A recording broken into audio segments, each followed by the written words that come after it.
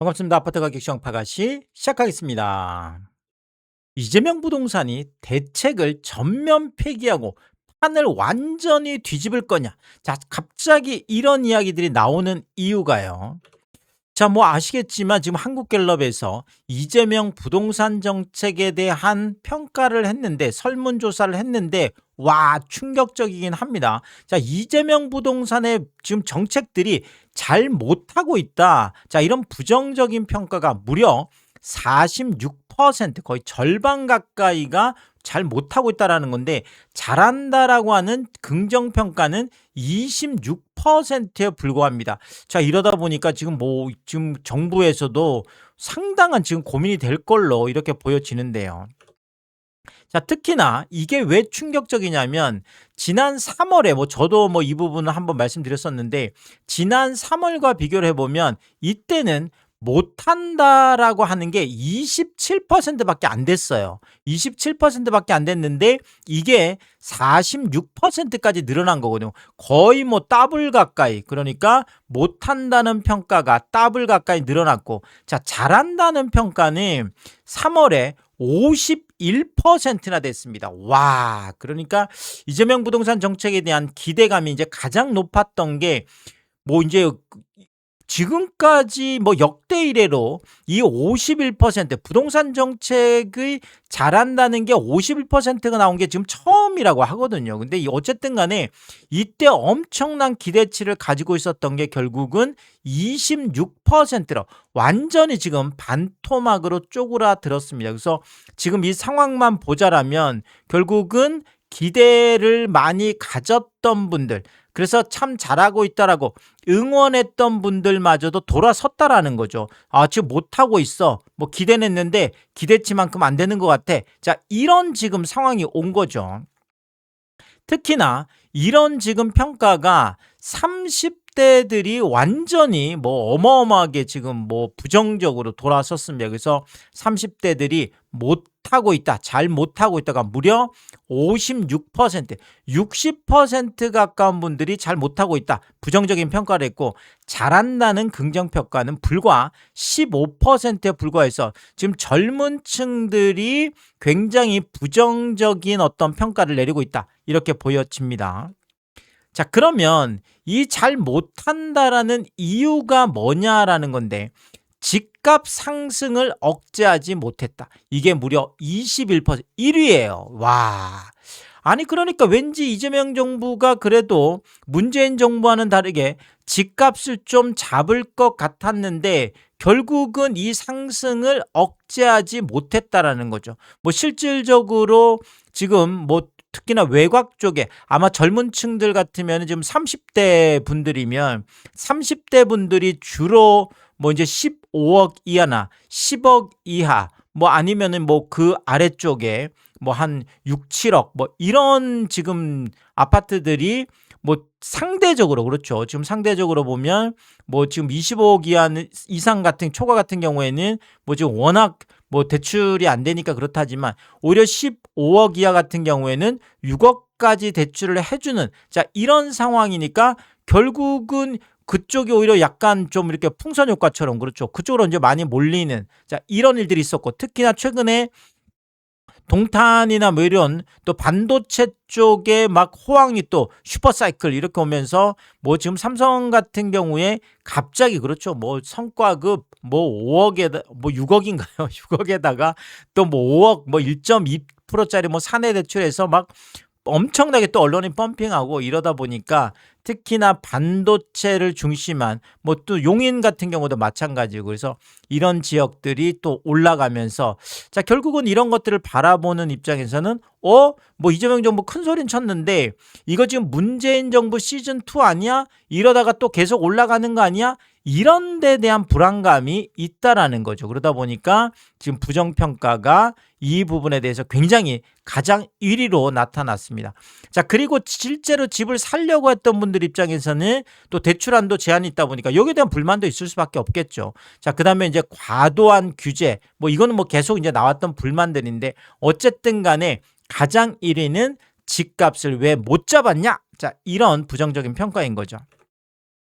자, 그리고 잘한다는 이유도 보면 집값 안정화 노력, 그래도 그나마 집값 안정화를 위해, 집값 안정화라는 게 집값을 낮추는 노력이죠. 그래서 집값을 낮추기 위한 노력을 하는 이 부분은 그래도 잘하고 있다. 이게 지금 14%로 1위로 지금 올라가 있어서, 자, 결국 잘한다는 분들은 그래도 뭐 지금 딱 어떤 확정은 안 돼 있지만 그래도 뭔가 집값을 잡기 위해서 노력은 하는 것 같다. 자, 요렇게 지금 봐주고 있는 거고요. 그러니까 뭐 기대감을 아직까지는 갖고 있는 분들이 있다. 이렇게 보여지고 있고요.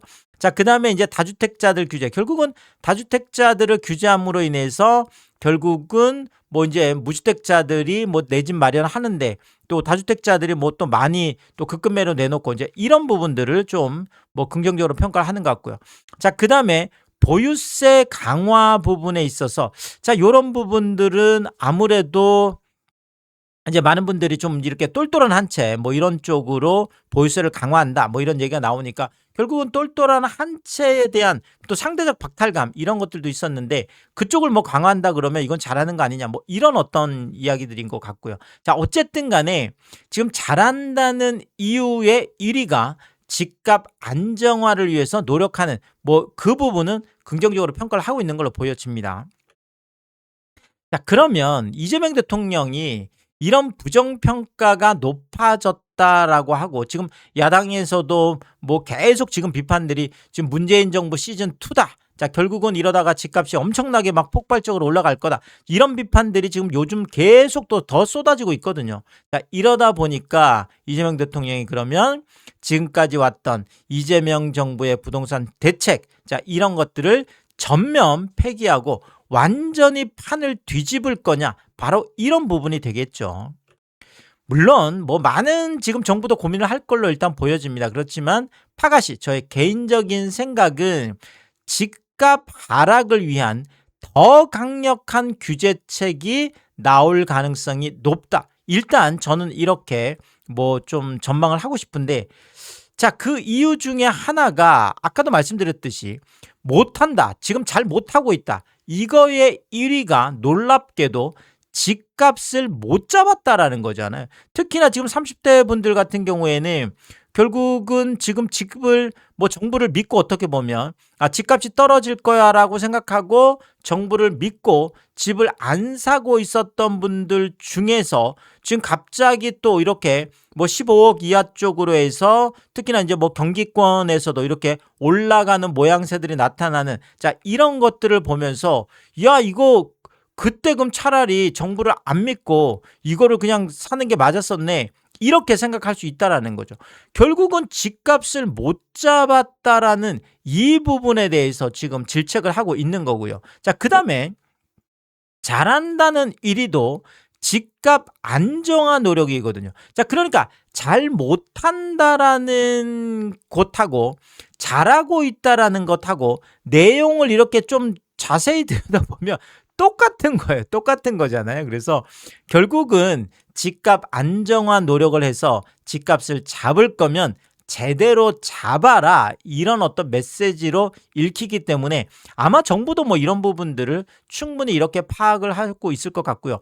특히나 이제는 정말 이번에 집값을 못 잡고 문재인 정부 시즌2가 만약에 됐다고 한다라면 와, 이거는 뭐 정말 그렇죠. 이재명 정부도 뭐 문재인 정부가 결국은 정권을 넘겨줬던 것처럼 부동산 때문에 또 정권을 또 넘겨주는 이런 일이 생길 수도 있거든요. 그래서 이 부분 때문에 특히나 지금까지는 15억 이하에 대해서는 거의 뭐 규제를 좀 적게 했다고 한다면, 자, 이렇게 되면 특히나 지금 30대나 이제 젊은 층들이 이런 불만을 지금 많이 갖고 있기 때문에 결국은 이 15억 이하에 대한 집값, 이 부분도 이제는 뭐 이전에는 조금 그 부분은 그냥 뭐 강남 집값만 잡으면 15억 이하는 쉽게 잡히겠지 이렇게 생각한 부분도 있을 거고, 특히나 15억 이하 같은 경우는 실거주자들이 뭐 하는데 너무나 뭐 규제를 많이 해서 이런 좀 어떻게 보면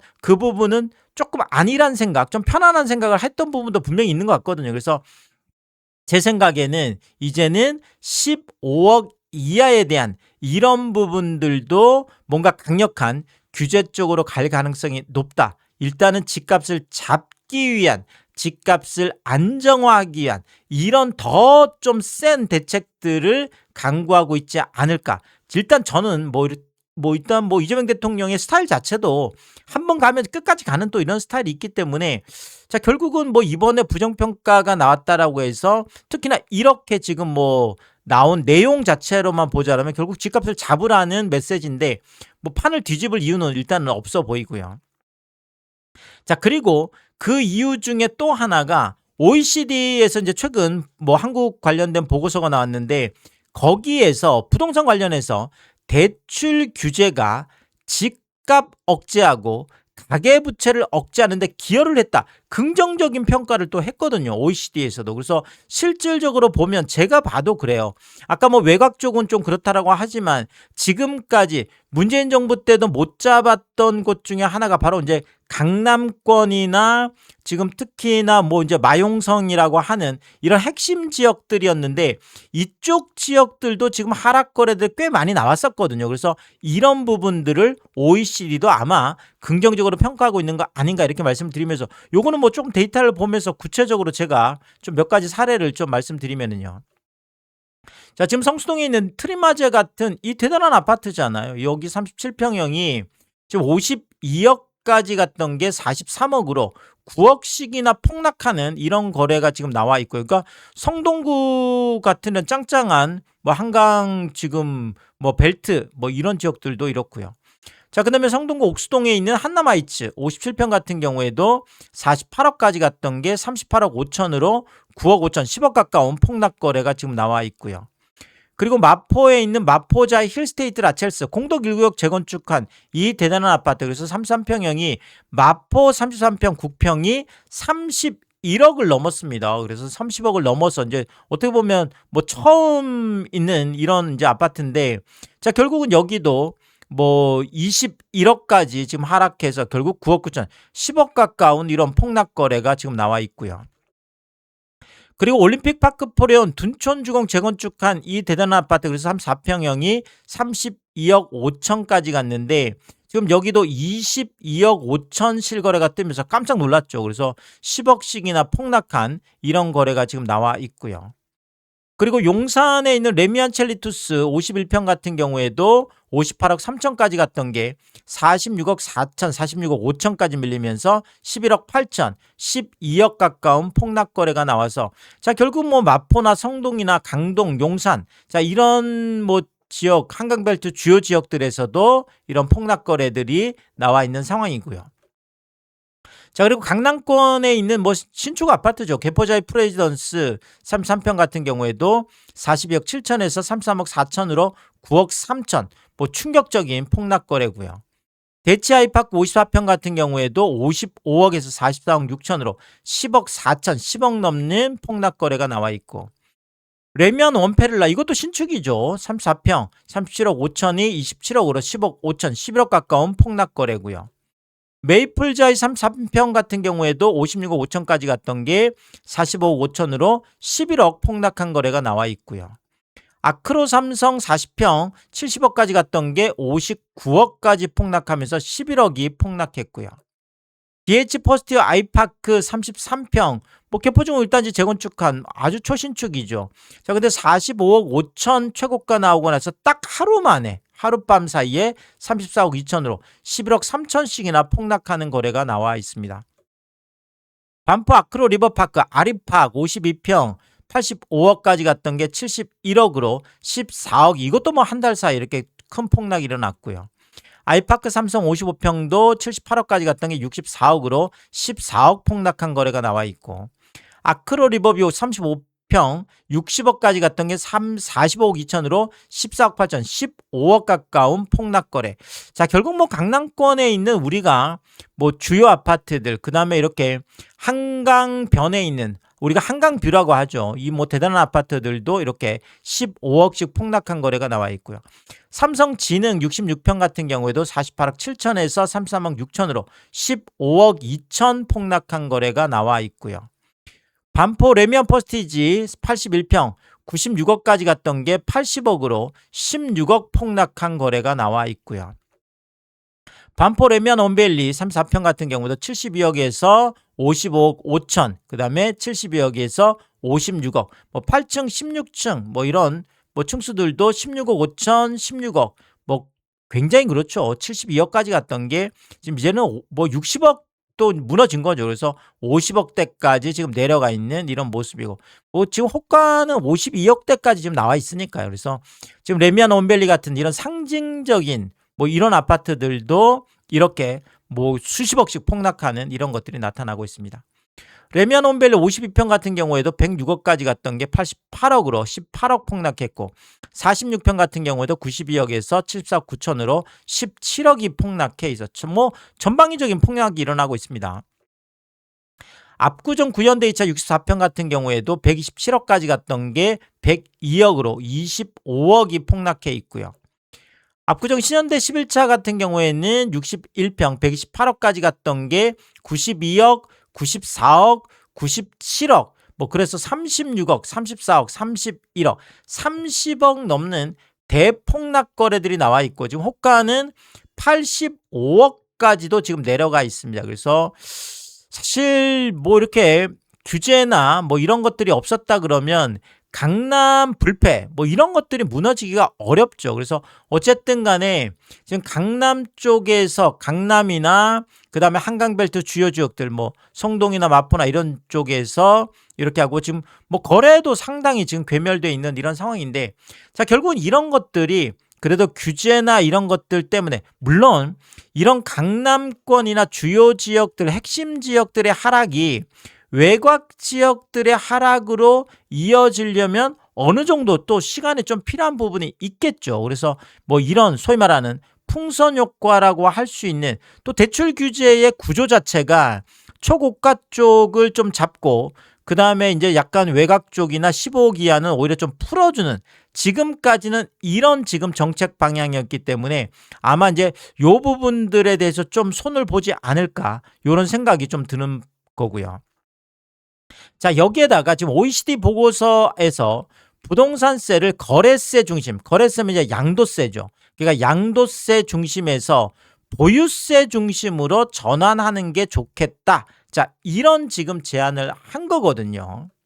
자, 이렇게 되면 안 그래도 이재명 부동산 정책이 지금 보유세 개편 쪽으로 가고 있죠. 특히나 이 종부세 같은 경우에도 초고가 1주택을 별도 과표 신설하는 이런 얘기까지 지금 나오고 있잖아요. 그래서 지금까지는 2주택이나 3주택, 자 이런 부분들만 뭐 이렇게 최대 2.7%, 그 다음에 뭐 3주택은 5%까지 이렇게 되어 있었다 그러면, 앞으로는 2주택 같은 경우에는 아예 이하를 없애고 그냥 2주택, 그 다음에 3주택 이상 같은 경우에는 조정 대상 지역에서 2주택, 소위 말하는 이제 뭐 서울이나 뭐 경기도 지금 이번에 뭐 동탄 같은 경우도 포함해서 지금 15개의 지역이죠. 12개에서 15개로 해서 지금 규제 지역에 들어가는 조정 대상 지역 같은 경우에는 2주택만 갖고 있어도 최대 5%, 지금 2.7%를 지금 이거를 뭐 3주택이나 조정 대상 지역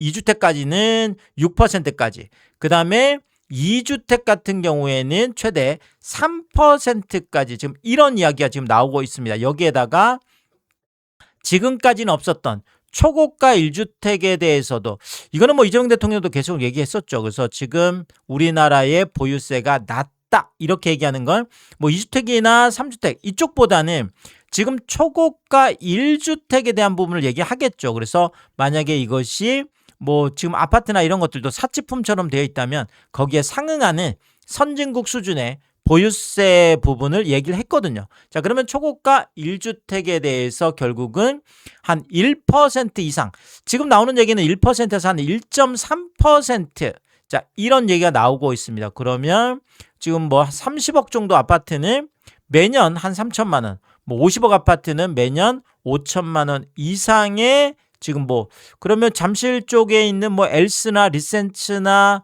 뭐 트리지움 뭐 이런 어떤 30억 지금 넘어가는 아파트들은 매년 3천만 원 정도의 보유세를 내야 된다라는 지금 이런 지금 상황이 오는 거죠. 그래서 뭐 이 부분은 아마 좀 강력하게 갈 걸로 이렇게 보여집니다. 자, 이것뿐만이 아니라 지금 공시 시가 현실화율 이것도 지금 상향을 하겠죠. 지금 69%로 돼 있는 거를 한 90%까지 올리는 이야기가 나오고 있고요. 자, 그다음에 공정시장 가액 비율 이거 아예 폐지를 하면 100%가 되는 거고 축소를 해도 뭐 한 95% 이렇게 얘기가 됩니다. 그래서 지금 현재 60%인데 이거를 이렇게 올리면 지금까지는 60%면 공시가에서 과표를 40%나 깎아주던 거를 폐지를 해버리면 그냥 이제는 뭐 깎아주는 거 없이 100% 가는 거고 95%만 하면 지금 40% 깎아주던 거를 5%만 깎아주면 자 결국 깎아주던 걸 안 깎아주면 올라가는 거죠. 자 그리고 이런 것들 때문에 세부담 상한이 한 150% 이걸로 해놓으면 이게 뭐 상한은 또 걸려버리죠. 그러면 이거를 아예 300%까지 올려버리는 이런 이야기도 나오고 있습니다. 그래서 결국은 뭐 지금 보유세 인상하는 것은 이미 이번 달 세제 개편안에서 뭐 구체적으로 좀 얘기가 나올 걸로 이렇게 보여집니다. 자, 뭐 결론적으로 이재명 대통령이 부정평가가 높아졌다고 대책을 전면 폐기하고 지금까지 있었던 것들을 완전히 판을 뒤집을 거냐.